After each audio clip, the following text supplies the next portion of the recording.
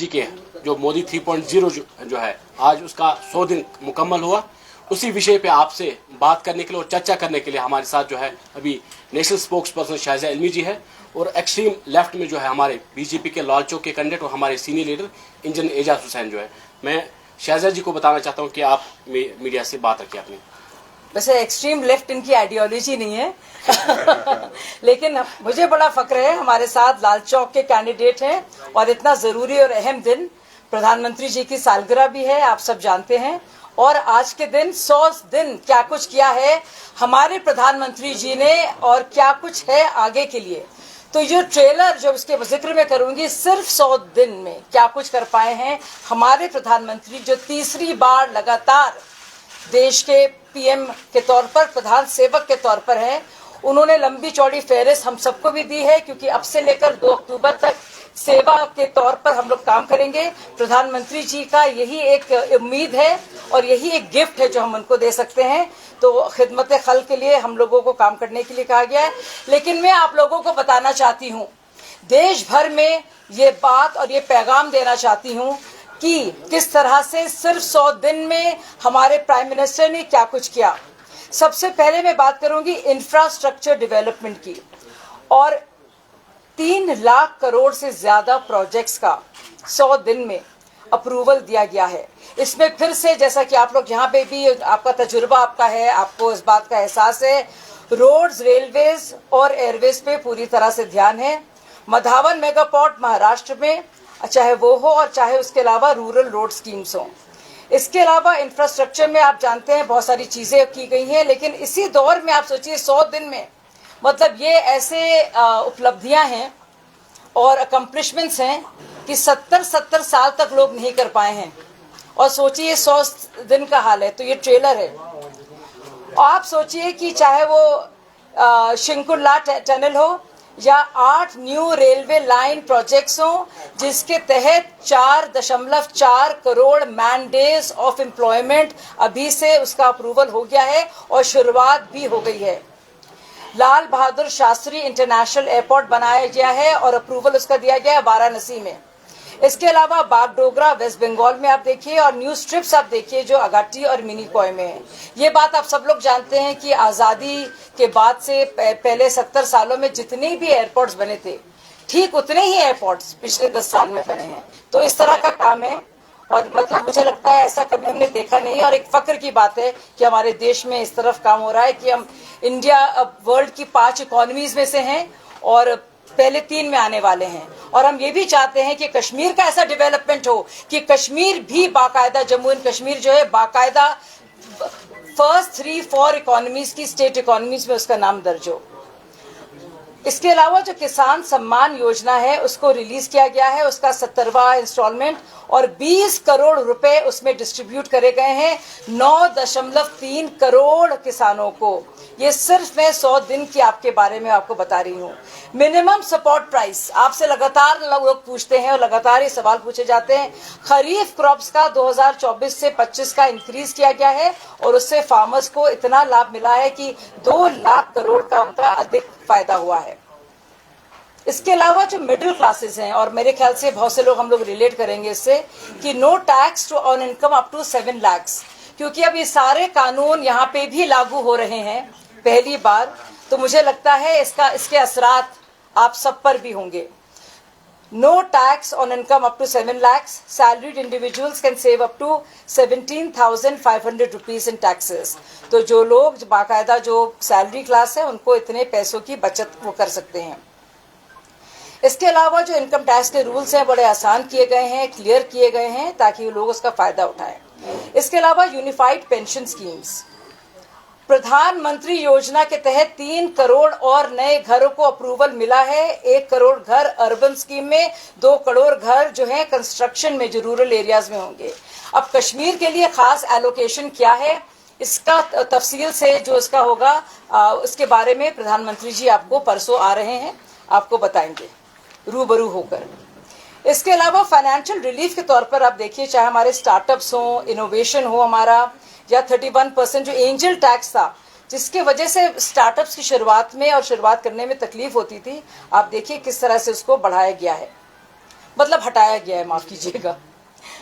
इसके अलावा ease of doing business, मेरे ख्याल से आप में कई लोगों ने इसको देखा भी होगा और एहसास इसका आप लोगों को होगा कि नेशनल इंडस्ट्रियल कॉरिडोर डेवलपमेंट, मुद्रा लोन लिमिट जिसका फायदा सबको मिल रहा है और खासतौर से यहाँ के बाशिंदों को भी, वो आप देखिएगा 10 लाख से 20 लाख रुपए जो था वो अब बढ़ा दिया गया है। अब इसमें कितना एलोकेशन कश्मीर का होगा, ये सवालात आप पूछ सकते हैं और हक से पूछ सकते हैं। 2 lakh crore PM package announce किया गया है जो एम्प्लॉयमेंट को इम्प्रूव करने के लिए। और जब ये लगातार सवालात पूछे जा रहे हैं कि अनएम्प्लॉयमेंट और बेरोजगारी को लेकर क्या कुछ हो रहा है, तो मैं बता दूं कि इन 100 दिनों में ही ऐसे फैसले लिए गए हैं कि 41 मिलियन यूथ को अगले 4-5 सालों में प्राइवेट सेक्टर के जरिए और स्कीम्स के जरिए उनको एम्प्लॉयमेंट दिया जाए। जहां तक यूथ की बात है तो एम्प्लॉय जो 1 लाख रुपए जिनको मिल रहे हैं उनको बेनिफिट मिलेगा गवर्नमेंट कंट्रीब्यूशन टू ईपीएफओ। और विमेन एम्पावरमेंट के बारे में 90 लाख सेल्फ हेल्प ग्रुप्स हैं, लखपति दीदी स्कीम है, 2500 कम्युनिटी इन्वेस्टमेंट फंड है। इसके अलावा ये बहुत जरूरी बात है और मुझे लगता है जम्मू एंड कश्मीर में इसका बहुत ही जबरदस्त असर है कि empowerment of OBCs, Dalits, minorities and tribes. अब मैंने कल कांग्रेस का यहाँ का मैनिफेस्टो देखा, काफी डर गए हैं, अब तक मैनिफेस्टो रिलीज नहीं कर रहे थे। उनको इस बात की घबराहट थी एजाज साहब की दुनिया भर में तो आरक्षण की परस्ती की बात कर रहे हैं, जुमा 2 दिन हुआ उनको आरक्षण की बात करने लगे। उनके चाहे वालिद साहब हों, उनकी चाहे दादी साहिबा हों या फिर परदादा जवाहरलाल नेहरू हो, उन्होंने हमेशा रिजर्वेशन के खिलाफ क्या कुछ नहीं कहा। यहाँ तक कि राजीव गांधी ने मंडल कमीशन के रिकमेंडेशंस को 10 साल और मुलतवी किया, जिसके वजह से आरक्षण और रुका। अब यहाँ पे जब सवाल पूछे जा रहे थे एनसी कांग्रेस के गठबंधन में, तो बहुत सी बातें हैं, पाकिस्तान के साथ मुज़ाकरात हो, एलओसी ट्रेड हो कि नहीं, एक संविधान एक निशान के तहत सब कुछ हो कि नहीं। लेकिन एक बहुत ज़रूरी सवाल था कि जो आरक्षण अब मुमकिन है हमारे वाल्मीकि समाज को, बकरवाल समाज को, उनको, और जो हमारे शरणार्थी साथी हैं पश्चिम पाकिस्तान से, उनके लिए क्या कुछ किया जाएगा। अब आप सोचिए कि अब उसके बारे में कल घबराकर मैंने देखा तो उसमें जिक्र था बड़े हल्के से कोने में कि जो ओबीसी को देकर अब रिजर्वेशन हमारी सरकार दे रही है उसमें कोई रद्दो बदल नहीं होगा, वो इसके हिसाब से होगा। यानी बाकी सब चीज़ें एनसी के मैनिफेस्टो के हिसाब से होंगी, एब्रोगेशन वगैरह जो वो चाहते हैं, लेकिन इसमें थोड़े वो घबराए क्योंकि जाहिर है पोल खुल जाती। इसके अलावा जो जो काम हुए हैं 100 साल में उसका मैं आपको जिक्र करूंगी और उसकी डिटेल्स भी दूंगी। माफ कीजिएगा, जो जो काम 100 दिन में हुए हैं उसके बारे में आप और तफसील से बताएंगे। एक्सेसिबल हेल्थ केयर सर्विसेज, इसमें आप देखिए, इसमें अब पहली बार आयुष्मान भारत योजना में फ्री इंश्योरेंस था जो 5 लाख का जो प्रोवाइडेड था। अब इसमें अब ऑलरेडी 4.5 करोड़ फैमिलीज और 6 करोड़ एल्डरली सिटीजन्स उसमें आ गए हैं जो सीनियर सिटीजन्स हैं। 75,000 न्यू मेडिकल सीट्स इसमें ऐड की गई हैं। और सिर्फ कश्मीर में मैं आपको बता दूं 1000 नई मेडिकल सीट्स हमारे इस मैनिफेस्टो में सिर्फ कश्मीर के लिए है। हम जानते हैं कि कितने होनहार नौजवान हैं यहाँ के और मेडिकल में जाने का उनको, और कितने शानदार डॉक्टर रहे हैं, तो उनके लिए 1000 एक्स्ट्रा मेडिकल सीट्स यहाँ के मेडिकल कॉलेजेस में।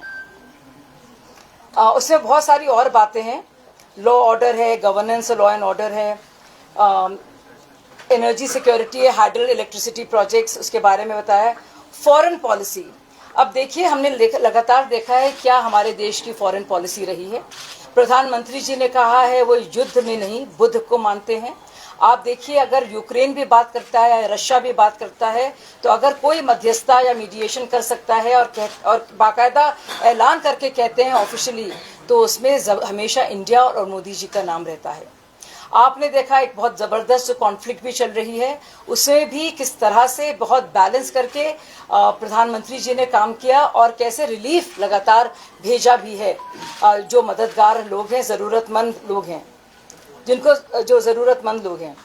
इसके अलावा आप देखिएगा ये तो हमारी फॉरेन पॉलिसी है, और फॉरेन पॉलिसी जहाँ तक हमारी है इसमें किसी भी तरह से, जिस तरह से दहशतगर्दी का खात्मा हमने देखा है, बाकायदा ये 70% कमी उसमें आई है।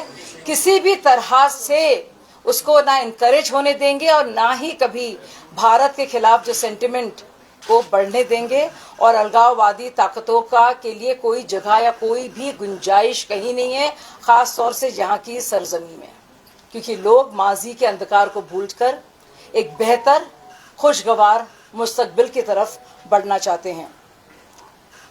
तो ये सब बातें रहीं। आप लोग एजाज भाई से बात कीजिएगा और ये देखिए सिर्फ जम्मू एंड कश्मीर के बारे में इस पूरे तरीके से जम्मू एंड कश्मीर के लिए क्या कुछ है। हमारा मैनिफेस्टो आपके पास है, लेकिन लोग लगातार कहते हैं, एजाज भाई ये सवाल आपसे भी पूछते होंगे कि हम लोग ने लोकसभा नहीं लड़ा, लेकिन ये कोई नहीं कहता कि हमने पंचायत के चुनाव कराए, डीडीसी के चुनाव हुए हैं। और आप देखिए कि जो 19.16% 2019 में जो कश्मीर वैली ने देखा था परसेंटेज, वो बढ़कर 50.86% 2024 में हुआ है। तो ये है जमहूरियत की ताकत और ये है प्रधानमंत्री मोदी जी का जो तसव्वुर है और क्या जो सोच है कश्मीर वासियों के लिए, यहाँ के बाशिंदों के लिए, यहाँ के गरीबों के लिए, ये उसका मैनिफेस्टेशन।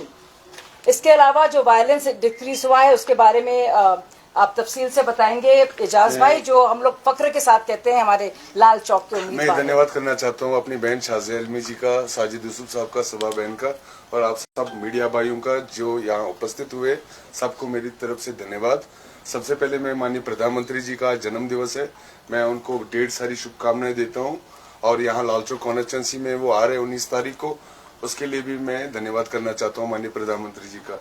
जिस तरीके से मेरी बहन बता रही थी कि माननीय प्रधानमंत्री जी ने पूरे देश भर में क्या कुछ किया, उसी संघर्ष में जम्मू कश्मीर में क्या कुछ हुआ, मैं उसको लेकर थोड़ा विस्तार के साथ आपके बीच में बात रखूंगा। सबसे पहले जैसे मेरी बहन बता रही थी कि लोग सवाल करते हैं कि भाई लोकसभा इलेक्शंस में आप नहीं आए, लेकिन कोई ये नहीं सवाल करता कि भाई डीडीसी इलेक्शंस भी हुए, पंचायत के चुनाव भी हुए।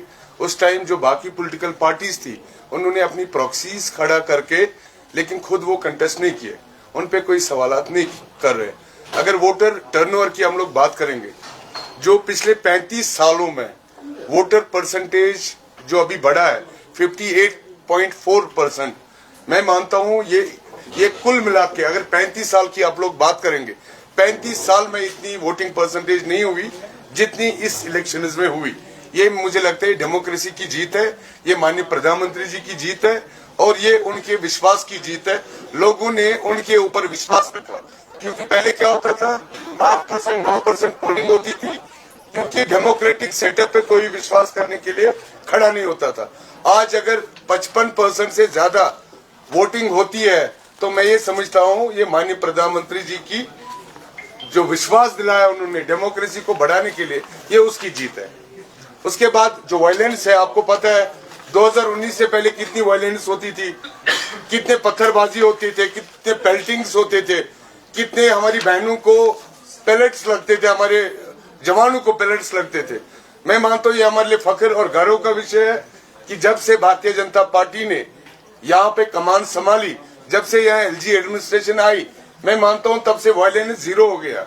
आज कोई गरीब का बच्चा नहीं मरता है, आज कोई सड़क पे पत्थरबाजी नहीं करता है। आपने देखा जब पत्थरबाजी होती थी, जो हमारे स्ट्रीट वेंडर्स थे वो भी उसमें इन्फ्लुएंस होते थे, उनका भी रोजगार नहीं चलता था। जो हमारे टूरिस्ट थे वो भी यहाँ आने से गुरेज करते थे, और जो हमारे ट्रांसपोर्टर्स थे उसका भी असर बहुत ज्यादा किन पे पड़ता था, हमारे ट्रांसपोर्टर्स पे। जो हमारे डेली के दुकानदार थे, जब यहाँ हड़तालें होती थी तो उनके दुकान भी नहीं चलते थे। तो मैं मानता हूँ ये हमारे लिए बहुत बड़ी उपलब्धि है। अगर भाजपा की उपलब्धि में एक उपलब्धि गिनाई जाए तो इससे बड़ी उपलब्धि कुछ नहीं हो सकती, क्योंकि इसमें लाखों की संख्या में जो लोग डायरेक्टली इनडायरेक्टली इन्वॉल्व थे, कहीं न कहीं पीस आने से उनको फायदा मिला है, उनका रोजगार बढ़ा है। अगर हम लोग जो इकोनॉमिक ग्रोथ है जम्मू कश्मीर की, अगर उस पर हम लोग बात करेंगे, जो जीडीपी है हमारी है वो डबल हो गई। अगर 2015-16 की आप बात करेंगे, वो 1.17 लाख करोड़ थी हमारे जम्मू कश्मीर में, वो बढ़ के 2023-24 में 2,45 लाख करोड़ हमारी जीडीपी बढ़ी है, जो अभी प्रोजेक्टेड है 2.63 लाख करोड़। जब हमारी जीडीपी बढ़ती है, आप खुद समझते हो कि 2015 में 1.17 लाख का होना और आज 2.45 लाख का होना, इसका मतलब ये है हमारी कहीं ना कहीं एम्प्लॉयमेंट भी बढ़ी है, हमारे जो एम्प्लॉयमेंट के एवेन्यूज है, हमारे स्टार्टअप्स है, उनमें भी वो भी आगे बढ़े हैं।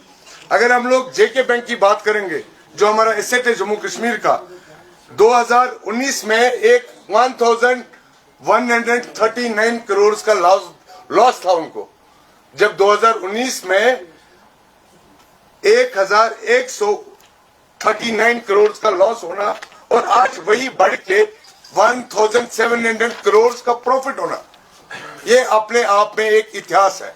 इसका मतलब ये हुआ जो पिछली सरकारें थी, उन्होंने जो लोन्स थे, जो एनपीएस थे, जो अकाउंट्स थे, उन लोगों को उन्होंने अकाउंट्स में दिया था, जो बाद में एनपीए हुआ, जिसकी वजह से लॉस हुआ। आज हमारे पास अकाउंटेबिलिटी है, इसीलिए हमारा जो जम्मू कश्मीर बैंक है वो प्रॉफिट की ओर बढ़ रहा है। अगर एग्रीकल्चर सेक्टर की हम लोग बात करेंगे, एचएडीपी एक स्कीम है जो भी रिसेंटली लॉन्च हुई है, उसमें 6813 करोड़ एलोकेट हुए हैं UT of Jammu and Kashmir के लिए। मैं खुद डीडीसी हूं, मैंने खुद देखा है, ऐसे हजारों घर है जो आज इंटीग्रेटेड फार्मिंग करते हैं। आज 50% आपको हर एक चीज पे सब्सिडी है, आज 50% हर एक चीज पे सब्सिडी है। मैं ये मानता हूं कि आज हजारों ऐसे एंटरप्रेन्योर्स गांव देहात में है जो इस स्कीम का फायदा ले रहे हैं और आने वाले समय में और ज्यादा फायदा ले लेंगे। मैं इस प्रेस कॉन्फ्रेंस के माध्यम से जम्मू कश्मीर के लोगों को बताना चाहता हूं कि आपके लिए 50% सब्सिडी किसी भी चीज पे, चाहे पोल्ट्री रिलेटेड हो या फिर हाई डेंसिटी प्लांटेशन हो, मशरूम कल्टीवेशन हो, हनी बी कल्टीवेशन हो, ऐसे हजारों शोबे हैं जिनमें हम लोग अपना हुनर आजमा सकते हैं और फायदा ले सकते हैं। और इसकी वजह से 2.87 लाख जॉब्स का क्रिएट होना और 18,000 से अधिक एंटरप्रेन्योर्स इस स्कीम से आगे आए हैं। अगर हम लोग इंडस्ट्रियल ग्रोथ की बात करेंगे, टोटल जो प्रपोजल जम्मू कश्मीर यूटी में आए हैं 6,900 प्लस प्रपोजल्स आए हैं, जिसका टोटल वर्थ 1,26,500 करोड़ है, जिसका potential more than 4 lakh jobs का है। मैं मानता हूं जब ये प्रपोजल्स आ जाएंगे तो आने वाले समय में आप जॉब के लिए भी आपको बाहर जाने की जरूरत नहीं है।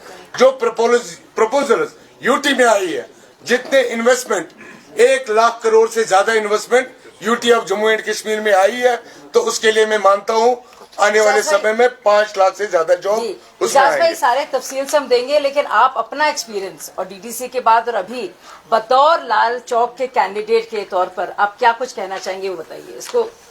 देखिए, आप सबको पता है मैं लाल चौक कॉन्स्टिट्यूंसी का कैंडिडेट भी हूं और लाल चौक कॉन्स्टिट्यूंसी एक ऐतिहासिक कॉन्स्टिट्यूंसी है और मैं डीडीसी भी इसी कॉन्स्टिट्यूंसी से कंटेस्ट करके आया हूं और भारतीय जनता पार्टी की श्रीनगर की पहली सीट थी। पहले तो लोग ये एक्सेप्ट करने के लिए तैयार नहीं होते थे कि भारतीय जनता पार्टी कोई पार्टी है, लेकिन आज लोग एक्सेप्ट कर रहे हैं। इसके लिए मैं सारे कार्यकर्ताओं को बधाई देता हूं। जो मैंने अनुभव किया है इस डीडीसी में, मुझे पता है एक छोटा सा एक ऑफिसर तहसीलदार लेवल का, आपके पटवारी लेवल का, वो कभी अपने गांव तक जाते ही नहीं थे। आज ब्लॉक दिवस हर बुध को हर एक गांव में होता है, जिसमें वहां के ऑफिसर्स आते हैं और लोगों के साथ संवाद करते हैं और उनके साथ बातचीत करते हैं, उनके मसले हल करते हैं। मैं मानता हूं जिस तरीके से जो एडमिनिस्ट्रेशन चली है, मैं सराहता हूं सारी एडमिनिस्ट्रेशन को। पहले तो हमें गांव जाना पड़ता था, आज गांव में अफसर्स आते हैं। पहले हमारे डिजिटल सेवाएं नहीं होती थी, कोई बर्थ कार्ड लेना पड़ता था, डेथ सर्टिफिकेट लेनी पड़ती थी या कोई भी और अनेक सर्टिफिकेट लेनी पड़ती थी। उसके लिए हमें दफ्तर जाना पड़ता था और आज दफ्तर से दफ्तर जाने की कोई आवश्यकता नहीं है। 1000 से ज्यादा सेंट्रल गवर्नमेंट की स्कीमें आज ऑनलाइन है, जो आप ऑनलाइन माध्यम से ले सकते हो। उसके बाद जो गोल्डन कार्ड हमारे माननीय प्रधानमंत्री जी ने सबको, चाहे अमीर हो, कोई गरीब हो या कोई भी व्यक्ति हो, जो पहले इलाज के लिए जाता था उसको लाखों में कर्जा लेना पड़ता था, उसकी जमीनें बेचनी पड़ती थी, तब वो जाके इलाज करता था। आज मुझे गांव में जब जाता हूं, वहां हमारी बहनें, हमारी माएं खुद आती है और बोलती है और माननीय प्रधानमंत्री जी का धन्यवाद करती है कि वो गोल्डन कार्ड उनको मिला है, जिसकी वजह से वो इलाज कर पा रहे हैं। आपने देखा मुद्रा स्कीम हो, मुमकिन स्कीम हो, ऐसे मैं अपने गांव की बात करता हूँ, हजारों ऐसे जवान होंगे जिनके लिए हमने मुमकिन स्कीम में गाड़ियां दी है, जो अपना रोजगार आज कर रहे हैं। मुद्रा स्कीम की अगर हम लोग बात करेंगे, 10 लाख तक कोई गारंटर नहीं है आज। इससे पहले अगर आपको 1 लाख रुपए तक का भी लोन लेना पड़ता था, वहां का आबाई जो आदमी, बड़ा आदमी होता था, उसके पैर छूने पड़ते थे, तब जाके बैंक वाले लोन अप्रूव करते थे। आज लोन लेने के लिए खुद मोदी सरकार आपकी गारंटी लेती है।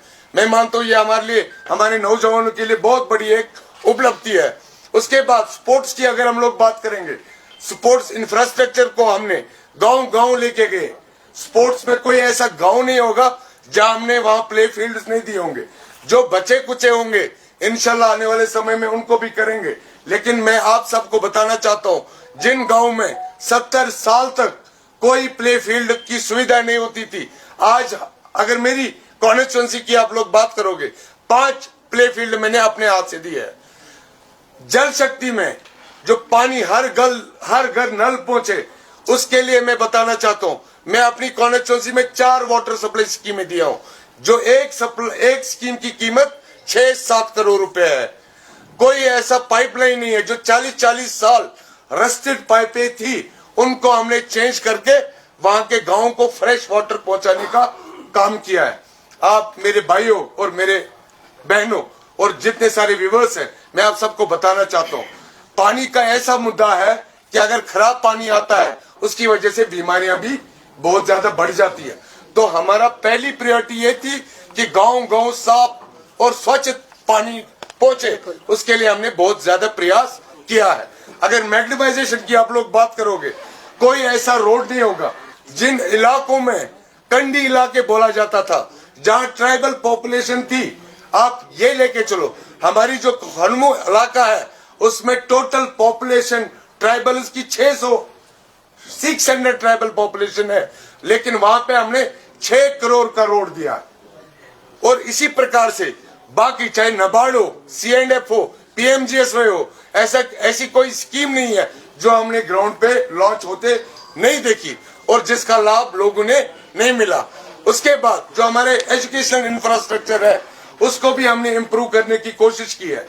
एजुकेशन इंस्टीट्यूट्स को मॉडर्नाइज करना, या हमारे क्रेंच जो हमारे नर्सरी के बच्चे हैं उनके लिए स्मार्ट स्कूल्स करना, उनके लिए स्पोर्ट्स के इक्विपमेंट देना। ये कोई ऐसा स्कूल नहीं होगा जहां हमने जो इंफ्रास्ट्रक्चर है उसको अपग्रेड नहीं किया होगा। सेल्फ हेल्प ग्रुप्स है, हमारी बहनें सेल्फ हेल्प ग्रुप्स बनाई है और वो अपना रोजगार आज कमा रहे हैं, और उनको बैंक से भी उनकी सुविधा मिल रही है। मैं मानता हूं ये छोटा सा मैंने आपको जिक्र किया। मुझे पता है प्रेस कॉन्फ्रेंस में ज्यादा समय नहीं लेना चाहता हूं। अगर किसी को निजी कोई सवाल करना होगा वो हमसे कर सकता है। बाकी आप सबका धन्यवाद। ये जितने मैंने काम गिनाए, ये छोटे काम मैंने गिनाए, अगर काम गिनाने पे आ जाए मुझे लगता है पूरा दिन समाप्त होगा और तब भी काम वैसे के वैसे रहेंगे। और ये मेरा चैलेंज और मेरी चुनौती है। पकड़ लीजिए किसी को भी आप, इन 3 सियासी खानदानों को, शहजादों को और शहजादियों को, और कहिए जो लंबी फेहरिस्त मेरे भाई ने यहाँ सुनाई है, इसकी 1/4 या 1/10वां हिस्सा भी बता दें जो उनके कारनामे और जो उनके उपलब्धियां रही हैं। ये मेरी चुनौती है खुले तौर पर। और मैं पूछना चाहती हूँ इन तीनों पार्टियों से कि ये सब जो हुआ है, जो GDP डबल हुई है ना, ये 70 साल में नहीं कर पाए। इनमें से कोई भी काम के बारे में उनके मैनिफेस्टो में लिखा है? सिर्फ और सिर्फ लोगों को बहलाना, मजहब की बात करना, वतन की बात करना, बरगलाना। लेकिन बीमारी का कोई मजहब नहीं होता, उसका कोई वतन नहीं होता। भूख का कोई वतन नहीं होता।